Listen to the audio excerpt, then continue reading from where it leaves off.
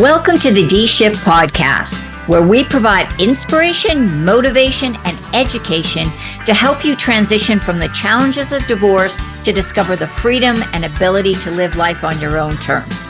Are you ready? Let's get this shift started. Hello, and welcome to this episode of the D-Shift podcast. And I am excited, as always, to interview a fellow Canadian. I've got Jacqueline Francis on this wonderful recording with me.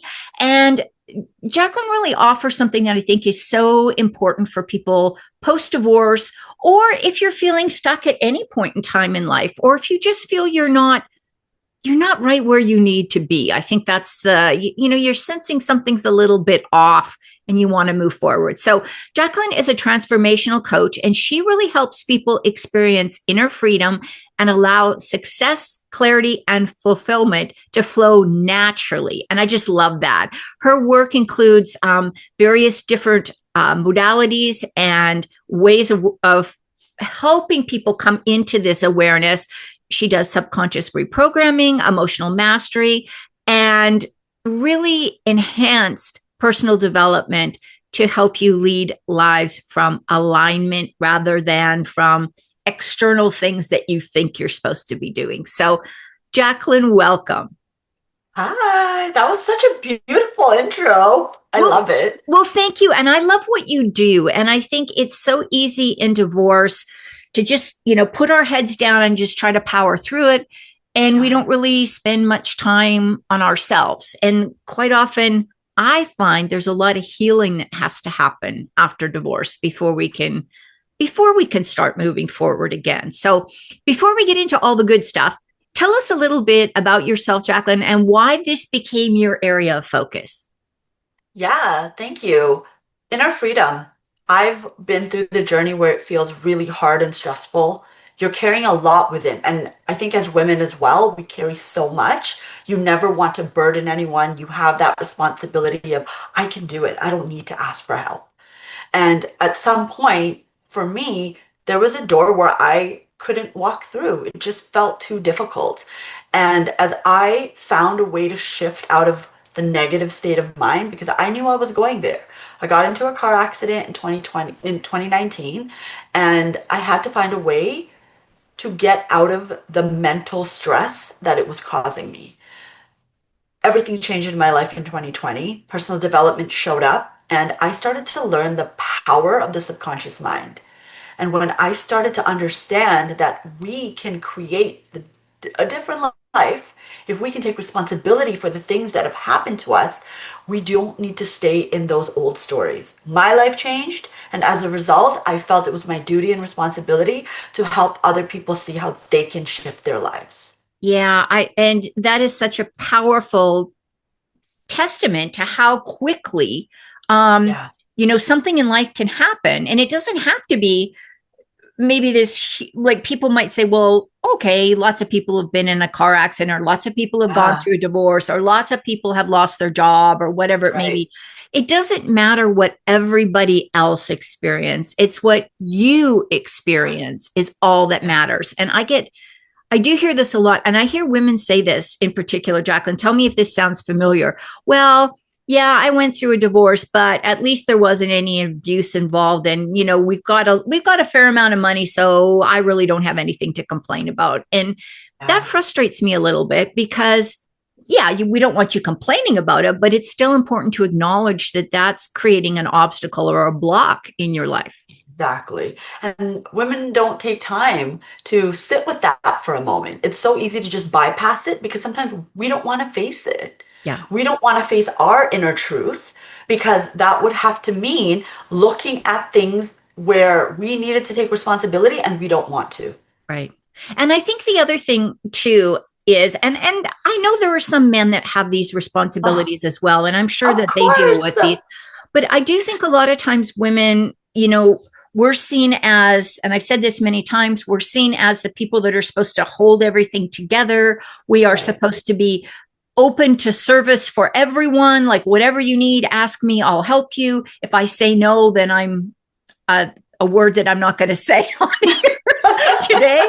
But, and we feel that we have to put on this face for our kids, like nothing bothers us. And, if we're in the workplace, we can't let anybody know what's going on in our personal life because and is that outside pressure that you're talking about when you talk to your clients? 100%.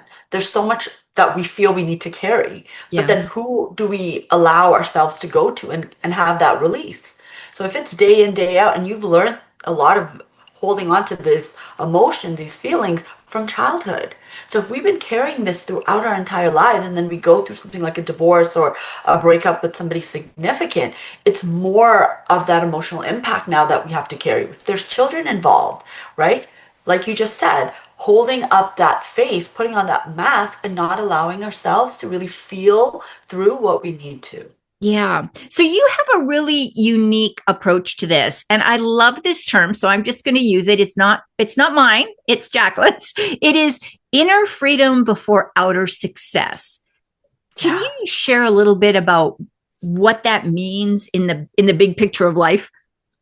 So we always think success comes from outside of us. Like when I get the job, when I have the successful relationship, when I go on vacation, all of the things that's external. But in fact, if you start to understand that when you start to feel good from within, regardless of your circumstances, that's the outer success that starts to follow.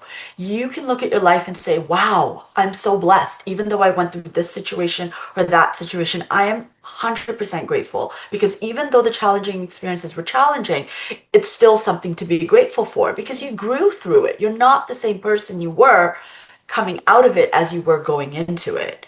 And when you can have that internally, then everything outside of you changes and you can see more success. You can be and feel more happiness and joy when, life starts to shift around you.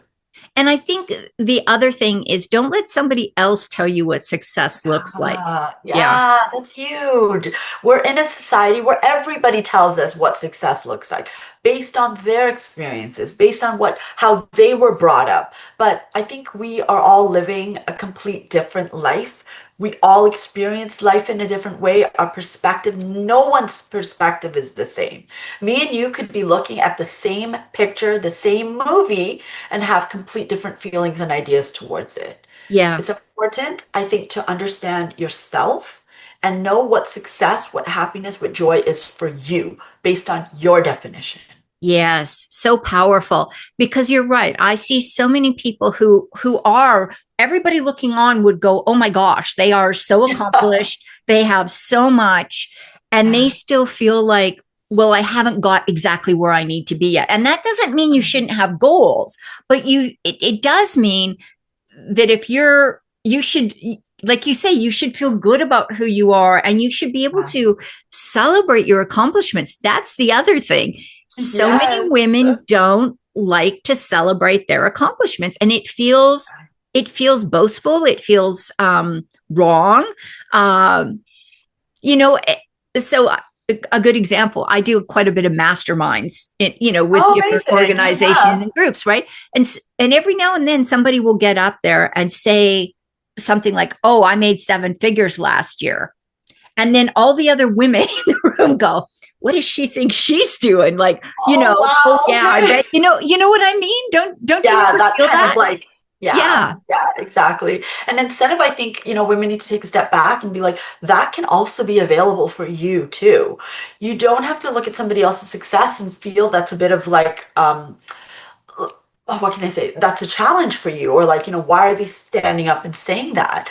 You don't know if it took how much courage it took them to even stand there and say that. We don't know what they had to go through mentally, physically, emotionally to have to get to where they say that they're at, right? Yeah. I think we all need to come from a place of non-judgment. I think that's so important. If we can just pull away the judgment and have more love and acceptance towards everyone and to people's situations, life would feel and flow so much easier. And I think as women, we need to celebrate each other more. So celebrating ourselves is one thing. If you can start to do that, it'll make it so much easier to celebrate other women. Yes, and I don't know where I heard this, but I think it's so important. It's not like there's only this much success in the world, and if you give some of it to this person, you're losing out. Like, we got unlimited amounts of success, and we can. You're right. And that's where I think a lot of times women's groups, whether it's through divorce or a breakup or entrepreneurs or whatever you're doing, they can be either super supportive and get you into that really good mindset, or they can drag you right down. And it seems to be, if you've got one of those, I don't want to use any name in this, but one of those negative people in there that are pulling the whole group down. Because the other thing I heard that I want to get your opinion on is, if you dislike people because they have money, that is an energy that you're putting out in the world, that money is bad.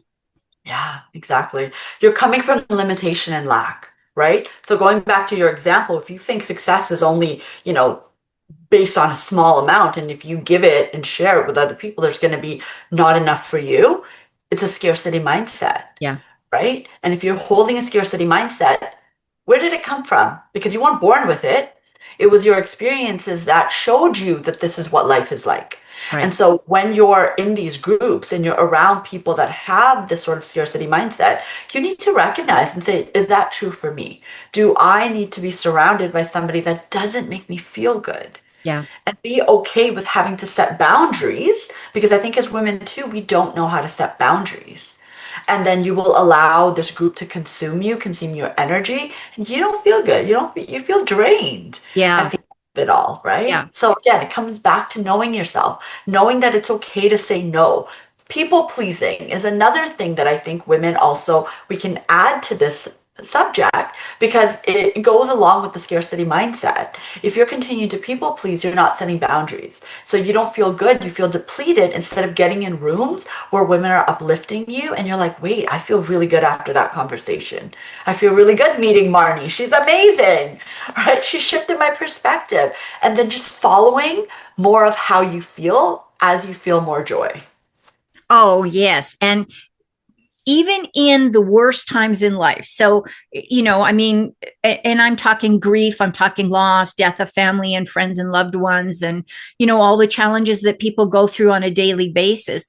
There's got to be some way that you can bring joy into your life, because if you don't, we know where that road eventually leads, sometimes to clinical issues and mental health conditions. And so I know you talk to people a lot about, and I think we're heading this way anyhow, but about this idea of kind of invisible burnout. What does that mean? Because I think that ties into what we're talking about right now. Yes, it does. So we always think of burnout as like the doing, right? I'm doing the things, I'm overextending myself. But the things that people don't see is that emotional piece, is that because I'm doing all the things, I'm neglecting how I truly feel. I'm not setting the boundaries that I need because energetically I'm being depleted. But we tend to push that aside and continue doing the things. And then we think that the burnout comes from, overworking or staying up late. We always think it's external, but it's something that we don't see within, because we're not sitting with ourselves and asking, okay, where is this coming from? And once you start to pay attention to yourself, you'll start to know that, hey, you know what, like doing this thing doesn't make me feel good. Talking to this person doesn't make me feel good. And when you start to acknowledge it, you'll start to see ways in which, or you can start to talk to somebody that you feel that is trusted, or you can listen to a podcast that can give you ideas on how to start to move through that. Yeah. And let's talk a little bit, because you touched on a topic that I think is hard for a lot of women. And that is, friends, family members, colleagues, whoever it may be, if they are those, I call them emotional vampires, where they're just like sucking they suck the joy out of the room when they walk in. Yeah. So let's say those people are in your professional or personal circle. What do you do about that? Because a lot of women feel very uncomfortable, with the idea of having to, it's kind of like, you're not my best friend anymore. Those conversations you had in grade school. Like, it's kind of hard for a lot of women to say, to set those boundaries. So can you talk to that concern? Absolutely. I think it's to recognize who that person is. And I think we all have one or two. And you start to recognize that you don't feel good after a conversation, or they just call you and they just like what I would call like vomit. I mean, excuse my imagery of that, but they don't know what emotional state you're in if you can handle them, pretty much like spewing out to you this like, the worst day that they've ever had. And there's no judgment with friends or family wanting to talk to you about that. But you have that one person that constantly just is complaining or shares all of that stuff, and you feel drained about it. You feel bad because it could be your sister, it could be your mom, and you're like, oh, I don't know what to do. I think the first thing is to recognize that this person doesn't make you feel good, even if it is someone as close as a parent or a sibling, even a best friend. And maybe what you can do is just start to limit your time that they have access to you in a coming from a place of love, right? You don't have to full off cut them off and say, I'm never talking to you again. But maybe if they're calling you every day, you can stop answering every day and limit their access to you. And then eventually, if you have that courage and feel really strongly and love this person, address it with them. And I know that's scary and people don't want to do that, but you don't know if they know what they're giving off as well. And sometimes people need to be reminded or told, hey, you know what? I love you so much, but I feel this way when this happens. So you're not blaming them. You're not coming from a space of blame, but you're just sharing how you feel. And if things can change, then, the relationship will just improve. That's a great piece of advice. And if they are an acquaintance or a friend, Yeah. you can make arrangements to still spend time with them, but don't be one-on-one with Yeah. them. Have them come out with a group, right? Get all Yes. your girls together and go out for a Yes. meal or a spa day or retreat or whatever you do, but don't be one-on-one with them for extended periods of time. Uh, Exactly. yeah, Because you know that saying that says like when you show people how to treat you, right? That's how they'll end up treating you. So if you're always available for someone, you're pretty much showing them that they can access you at any time. right. And this is why the boundaries are important. When you have to know what you want for yourself. Hey, you know what? I don't want to always be on with everybody or have these conversations all the time. At 7 o'clock, I'm turning off my phone, or, I'm not going to be available for so and so. And then you start to implement them. Small actions will build momentum over time. Right. And and I think that this is another reality of life today is we are 24/7 available to everybody that wants to connect with us. And it's Yeah. really important to for your own sanity to say, okay, I'm going to not take calls after Yes. and set a boundary and not Yes. before and set a boundary. Um, Yes. it's funny, even in the workplace now. I mean, when I'm standing there and I'm getting help from somebody at a store or wherever it may be, and they answer their phone and talking to me, People do that? Oh they do it now. my It's God. just, I actually was talking to a lady who quit her job because she was, now this is not a client of mine, this was somebody I was just talking to at the bank, and she told me she quit her job because they would not let her have her cell phone on the workroom floor. And I'm thinking, you know, Wow.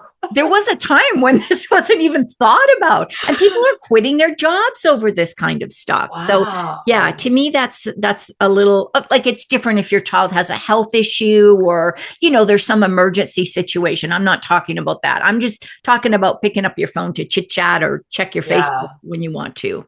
Yeah, But even that, like, where have we gone in society where people feel like they need to have their cell phones with them even while they're working? Especially in a place like a bank, or if you're providing a service like in a store, you it just doesn't seem almost like right if right, you're helping a customer. And I mean, the philosophy for me when I was growing up is that customer service is number one. The customer is always right. To have to pick up, oh, hold on a second, let me just answer my person. Like, it just doesn't right. look professional. And if we're representing a certain company, I would want my employees to uphold their position and their service to that customer with like 100% loyalty. Right. And I think this is kind of ties into that almost is like as a woman, as a business professional, as a parent, as an ex-spouse or soon to be ex-spouse to somebody, do we still have that mentality that we are there, like basically they're the customers and we're there to serve them as their mom, their wife, their whatever. And so we do this. And I have, again, this is a bit of a rant, but if you've got adult children, they do not need your help 24/7. You know what? They can figure out how to do some things. Yeah.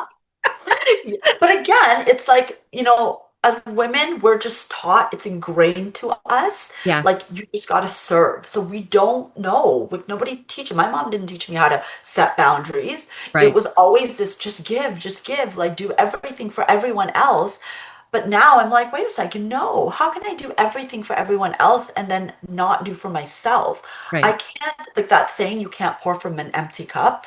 You shouldn't even be pouring from a full cup. You need to be pouring from a cup that's an overflow. Yes. That when you feel your best and can give your best. Yeah, what a great message. And I know that I mean I know there's so much more stuff we could go into, Jacqueline, because this is such a fascinating topic Yeah. and it's one that's worth talking about quite a bit on the podcast because it's such it's a reality check we all need to do. And I Yeah. love the idea of taking a look at who and what in your life is not Yeah. serving you or is not adding to your life enjoyment, or they're or on the opposite side is dragging you down, and then really taking the time to assess that and look at how you want to keep interacting with those individuals.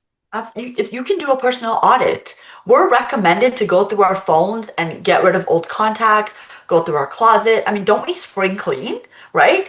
We can have a personal audit where we can go through and say, hey, you know what? This year I'm limiting my availability to so and so. If it's my mother, maybe I won't go and see her every day. And learning to be okay with not like learning to let go of the guilt. Because Yeah. I think that's another thing. We don't do these things. We don't limit our acts. People, we don't allow people to, come into our lives, and then we don't allow the us to limit that because we feel guilty. Right. We feel like we're not doing our best, and there's this sense of like, oh, I'll feel bad, and what will this person think? It's not about anybody else, and you need to really put that focus back on you. We're in 2026. This should be putting that focus back into your life so you don't feel the invisible burnout, so you can have more of that inner freedom. But if you're not taking the steps, how will you ever get there? Yes, and this is where I think your topic is so beautifully tied in with people who are through the divorce process, because one of the things you can start to do is, your year doesn't have to start on January 1st. If you're getting No. divorced March 3rd, then maybe Yes. not immediately after. There's lots of things you have to do, but really start taking a look at some of those relationships, and making the determination, like, how are you going to balance your life so that you have time for yourself? Because this is a good reset point. I always like to tell people this is a perfect reset point for Yeah. what you're doing. Jacqueline, I know you have an amazing gift that you want to offer everyone, and I think right now is the perfect time to talk about that. So can you tell us a little bit about that, please? I would love to. So I am an EFT practitioner, and if you don't know what that is, that's emotional freedom technique. We have these meridian points through our body, and I can help you tap out a certain emotion or feeling and tap in the exact opposite. So if you're feeling overwhelmed, stressed, we work through that in this technique, and then I can help you tap in the opposite of that feeling, feeling like love and excitement and joy. And today I'm offering a free 30-minute session to the viewers and who want to take part of this opportunity. And it is absolutely phenomenal. I have had EFT tapping sessions a couple of times, and they are so empowering. And you immediately feel that You shift do. in your body. Like, Immediately, yeah, yes. yeah. It's not like you have to do this for 50 times and then maybe you'll feel something. You'll feel it right away. So wonderful. Now, before we let you get off the call here, what is the big takeaway, golden nugget of wisdom you want to leave with everybody today? I want everyone to know that if they make a decision, that decision could be the one that changes their entire life. Commit to the decision and know that once you fully make it, things in your life will start to change. No worrying, no feeling guilty about it. Just make the decision. Great message. Jacqueline, if people want to find out more about you or maybe want to reach out and work with you, what is the best way to connect? Instagram. I love being on there. I think it's like a work of art because you can see people and their message live in real time. So you can find me on IEC Jacqueline on Instagram or on LinkedIn, Jacqueline Francis. Wonderful. And I'll make sure all of that is in the show notes. So Jacqueline, thank you so much for being here. This was a really uplifting conversation and I'm so glad we were able to connect. So thank you for being here. Thank you. And thank you everyone for listening in to this episode of The D Shift. And don't forget to tune in to the next one. Thanks for listening and supporting the D Shift podcast. If you would like to attend live trainings by our amazing guests and have a chance to ask questions and get answers from our experts, join the D Shift crew. For more details and to sign up, head on over to www.divorcecoachforwomen and click on the podcast page.